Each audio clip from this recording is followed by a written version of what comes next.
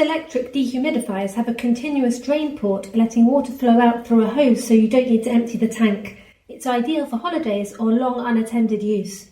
Today I will show you how to set it up on my 12-litre Smart ElectriQ dehumidifier. First, remove the drain port cover or plug. On most models, the drain outlet is at the back or side of the unit and may have a small cap that needs to be taken off. Use a cup to drain any excess water.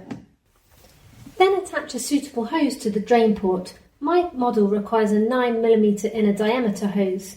This also works with CD20PRO-LE and CD25PRO-LE. Make sure the hose runs downwards with no kinks and that the end of the hose is lower than the dehumidifier's drain outlet. This is important because the water drains using gravity. Finally, place the end of the hose somewhere where the water can safely drain, such as in a shower tray, floor drain or outside. And that's it, your dehumidifier will now drain continuously through the hose instead of filling the tank. If you have any questions, drop them in the comments below.